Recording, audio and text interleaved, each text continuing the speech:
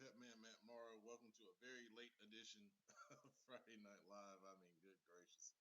Um, After the Hickory Ridge South Point game, we decided to go out. Me and producer Brandon went and got some food and just kind of talked about the game and everything and other scores we were seeing tonight. So that's why this is a this is getting later and later, and I don't know how many more times we're gonna go this late, but this will be a very brief edition of Friday Night Live. If you guys got some scores, throw them up there. I've got some that I've seen, some interesting scores tonight, and a couple observations. So we were at Hickory Ridge South Point tonight. Hickory Ridge won that game 27-7.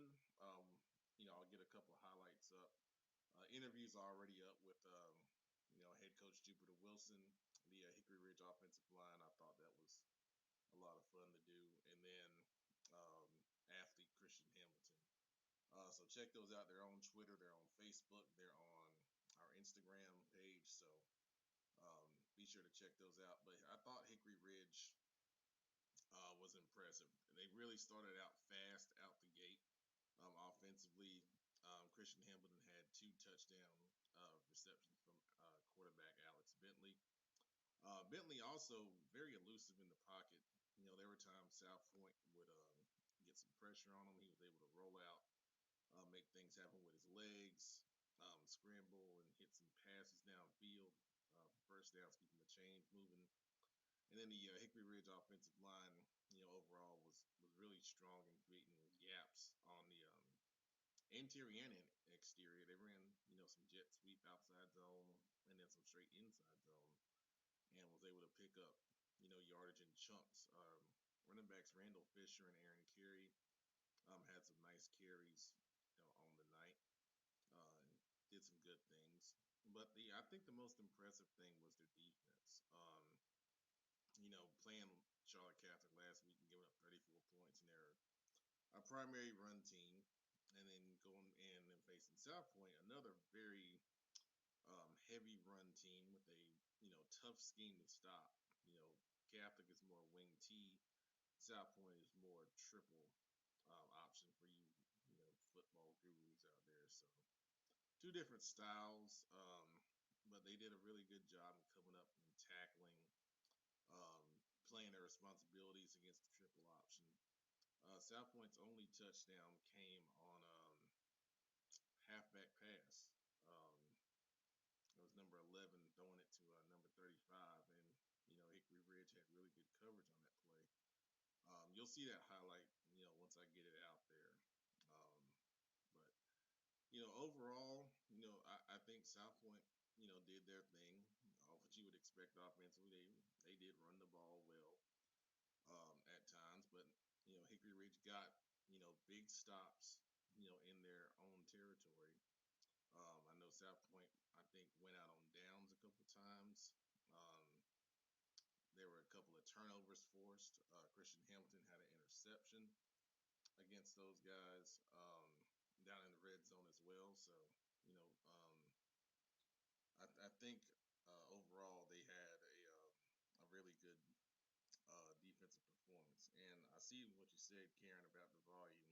Um, I'll check something with the microphone and see what that might be the issue. Bear with me 1 second. Let's see here.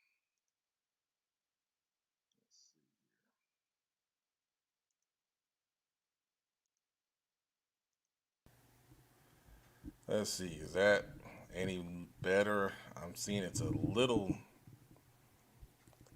small tone there. Let's try to take that off there. Okay. All right. So, okay. Thank you, Catawba Ridge, for commenting and saying that's better. I'm not sure exactly what happened there, but thank you guys for that feedback. Appreciate it. All right. So, I'll see you guys' comments. Thank you. I should have looked at that earlier. So, first of all, Karen, she's got Independence lost 15-6. Defense won and played so hard. Offense couldn't get going except for one unbelievable 78-yard run. So, Cherie was there.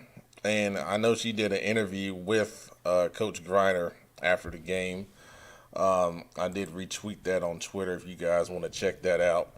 But yeah, that game was 0-0 for a long time. I think it was mid third quarters when Independence scored and they took a 6-0 lead, and then I saw West Charlotte answer back and got the 7-6, and then they got the late touchdown to push it to that final margin. But I mean, West Charlotte being 2-0, that's about as good as you can get for Coach Griner. Two games that were kind of, I think, similar in nature. Offense usually takes longer for defense than defense to get installed, to get it clicking and rolling. And Coach Griner's got a new offensive coordinator, and they're trying to get those schemes in line. So it's a good thing for his defense to be so strong so early. That's good stuff. Um, let's see. Chambers won 30-6. North Charlotte Calvin. Thank you for commenting on that.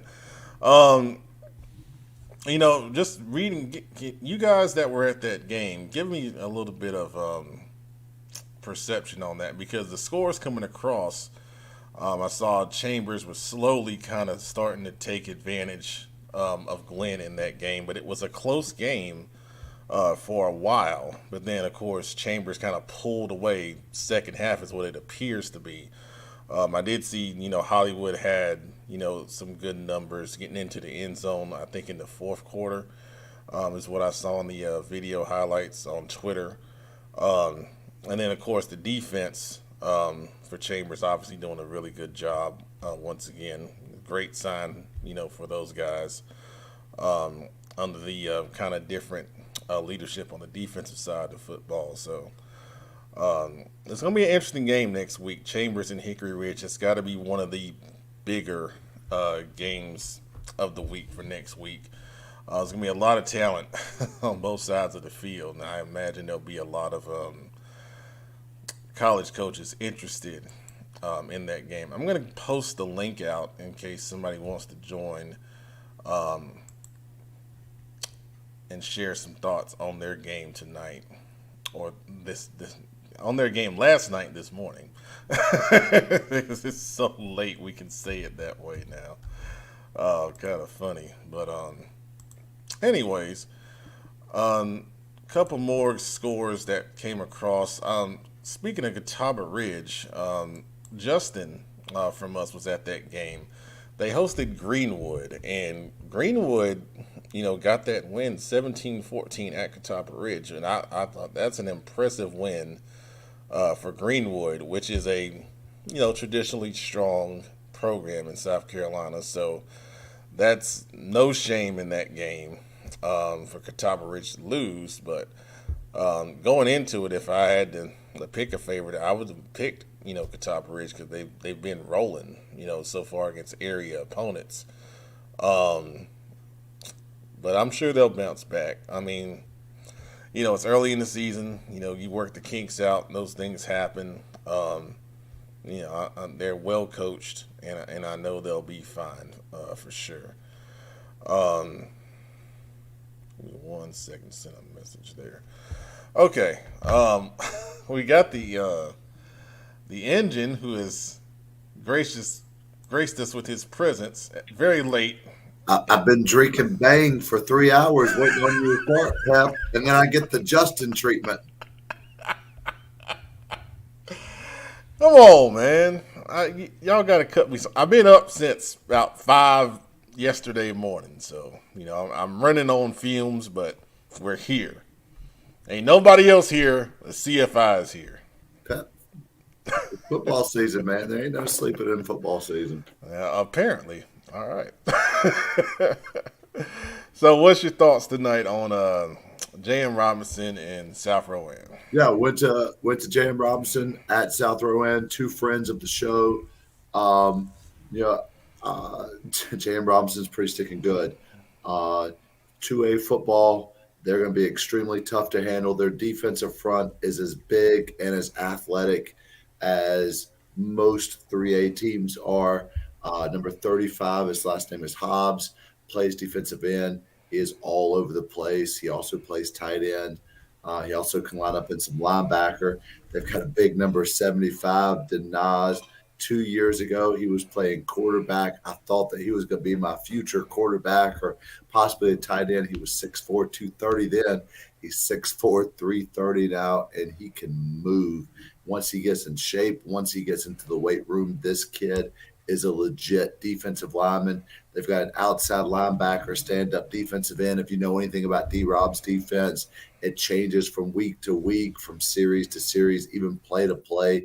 They could be a 3-3 stack, a 3-4, a 4-2, a 4-3. They just rotate guys in. He does such a masterful job. But South Rowan was just completely outmanned. It was 16-0 in the first quarter. I think it was 29-0 at halftime. Defense or offensive coordinators may have changed for J.M. Robinson, but D-Rob was still going for 2-point conversions, like Coach Fall was still at the helm last year. Just really, number 6, Xavier Howard maybe had a tremendous game, had 2 touchdowns called back for J.M. Robinson. They just looked really fast, really physical. South Rowan is going to be okay. They're going to be okay in the 3A, South Piedmont versus Northwest and versus Concord and East Rowan and Carson and West Rowan. But tonight they were just outmatched in every facet of the game. Special teams, J.M. Robinson didn't punt until late in the second quarter. Just a really dominant performance by a team that I've said continuously is going to win 10-plus football games, and by one of the fastest up-and-coming coaches in North Carolina. If you don't think that D-Rob is not quickly becoming a top 15 coach, you don't know North Carolina football very good. That's good stuff, man. Congrats to Robinson. That's 3-0 now, right? 3-0. This is a team that before he got there, they won 2 football games in 2 years. Of course, he was 5-0 last year before they kind of ran into some trouble, and they're at 3-0 right now.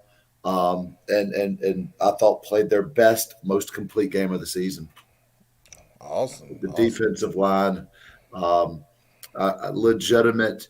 There were 20-plus tackle for losses when you add in all the quarterback sacks. Defensive line is coached by Gerald Holt, who coached defensive line for me.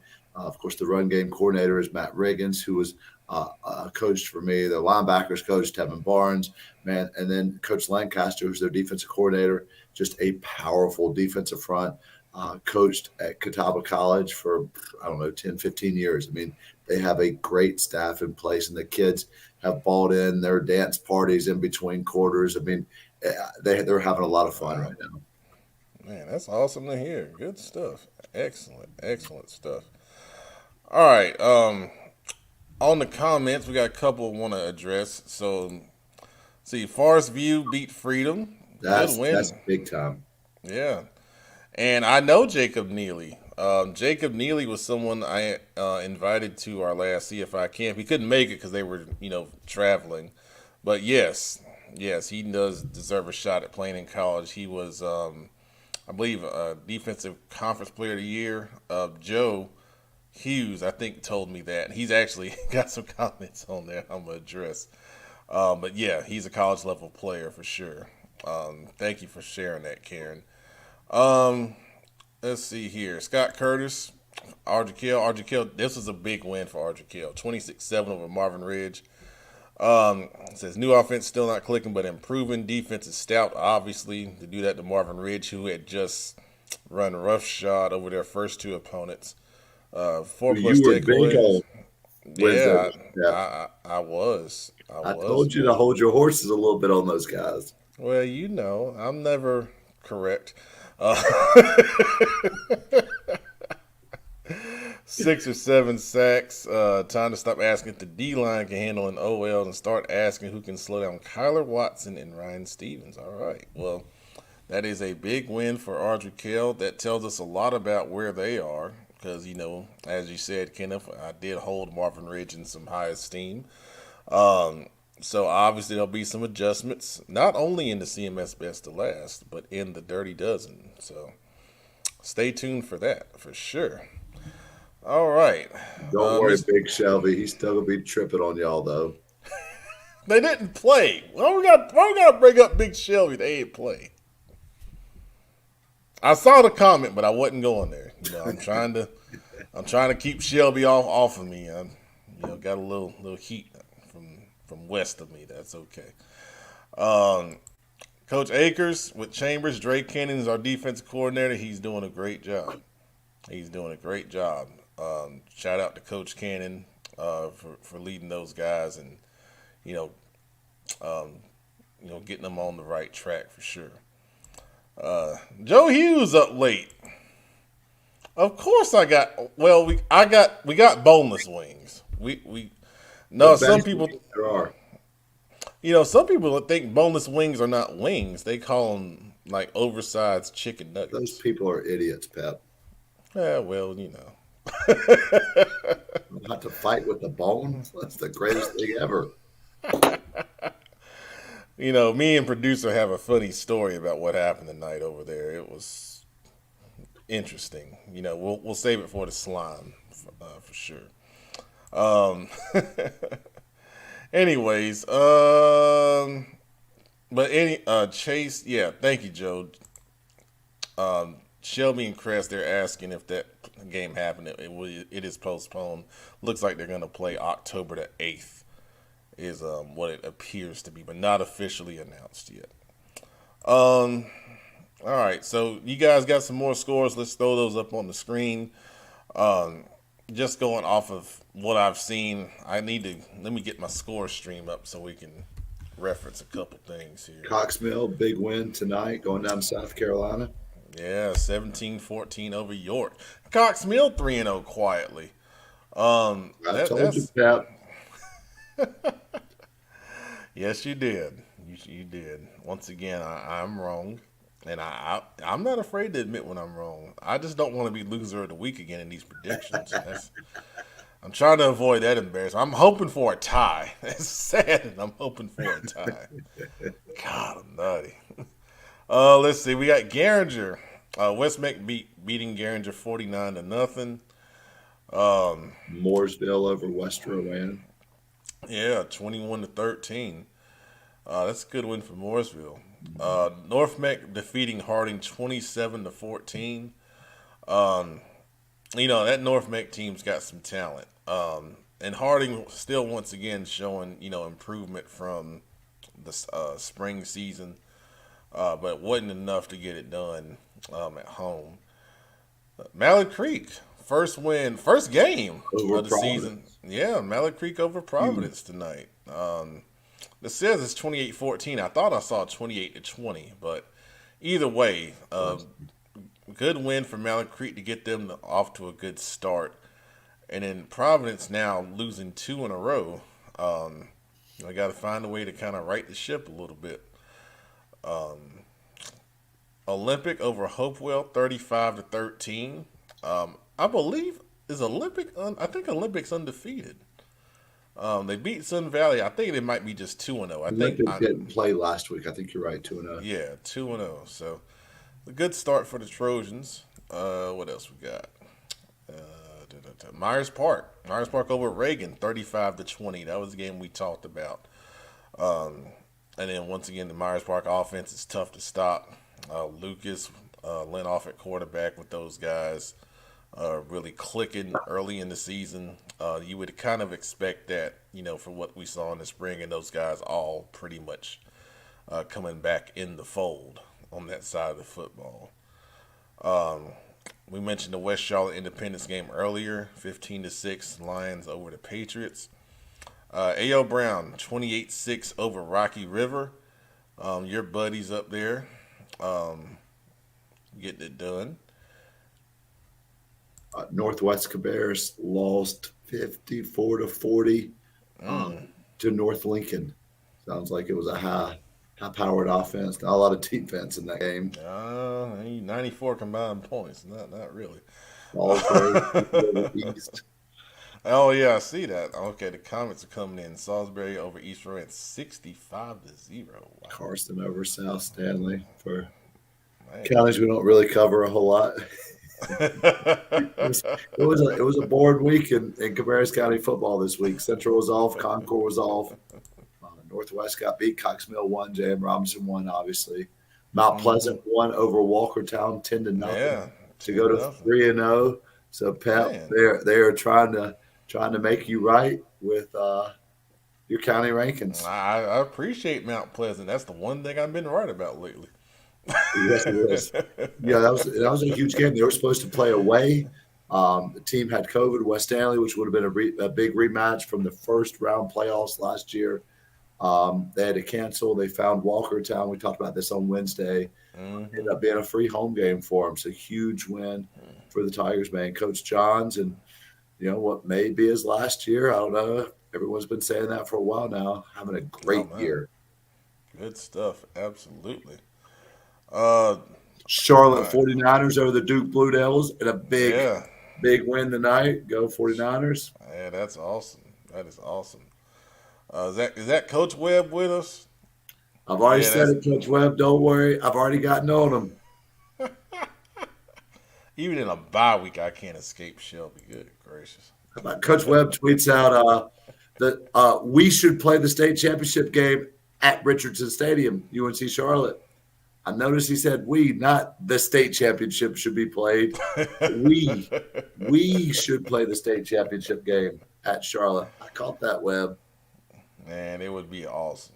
That would be an awesome place. Oh, yeah, it sure was, Joe.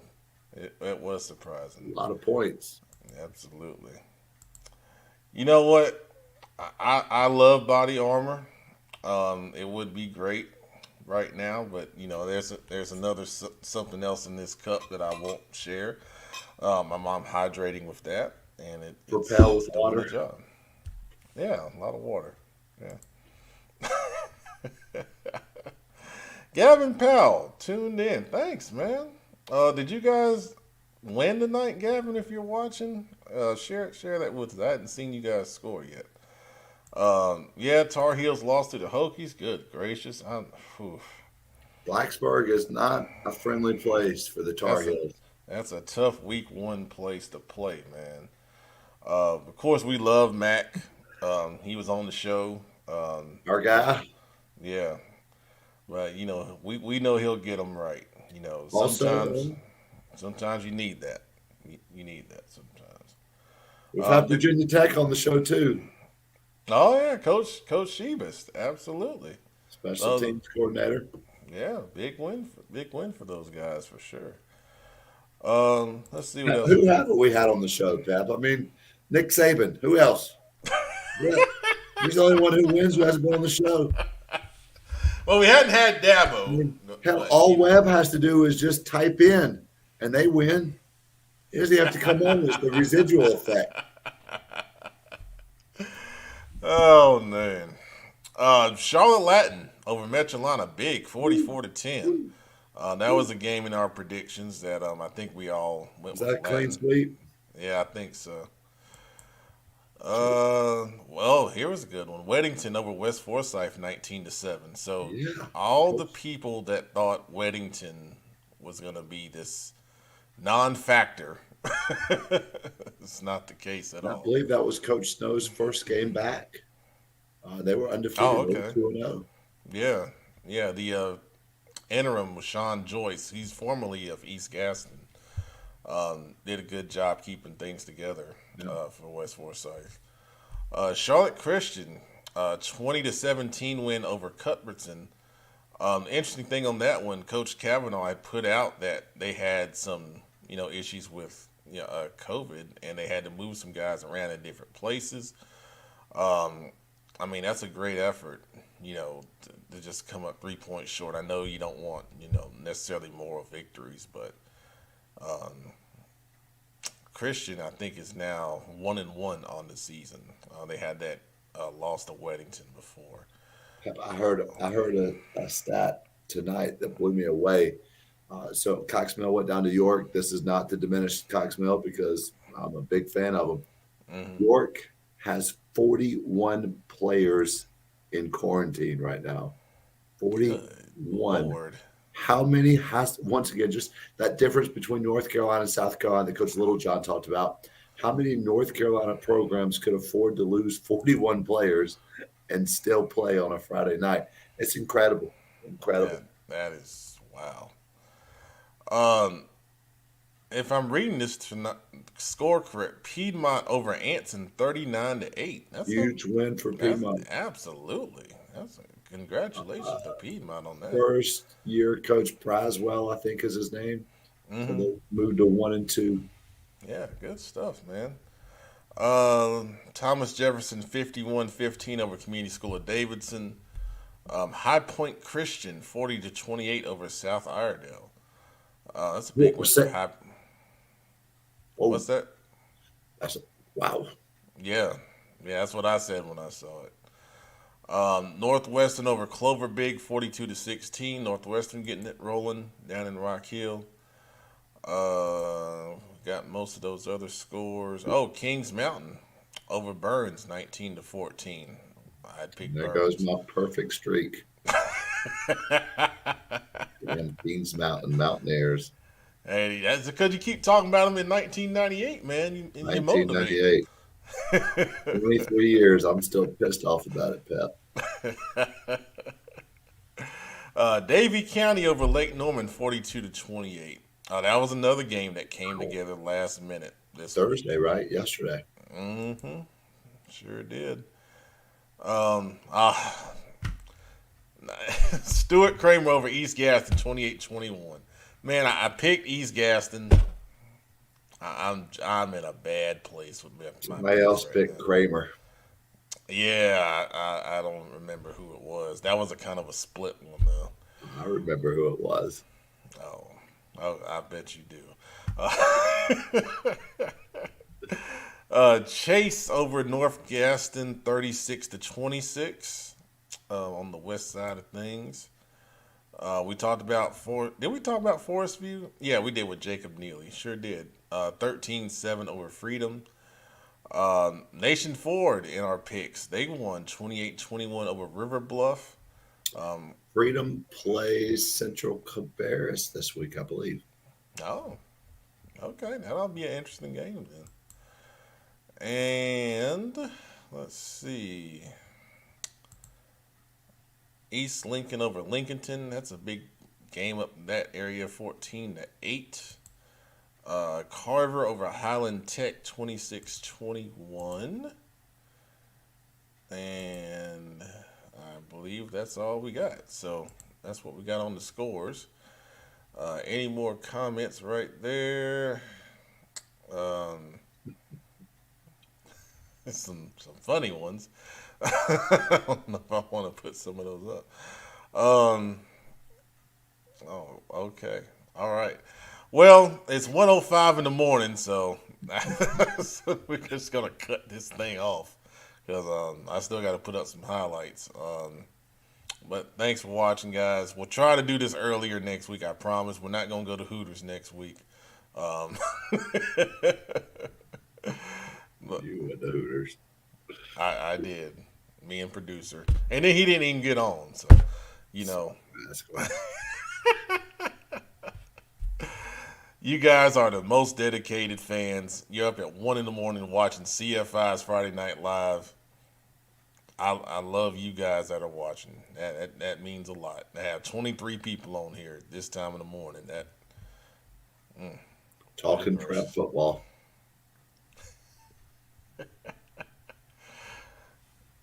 Joe Hughes, yes, you are working. We know you get paid for this, and we just here chilling. It's early.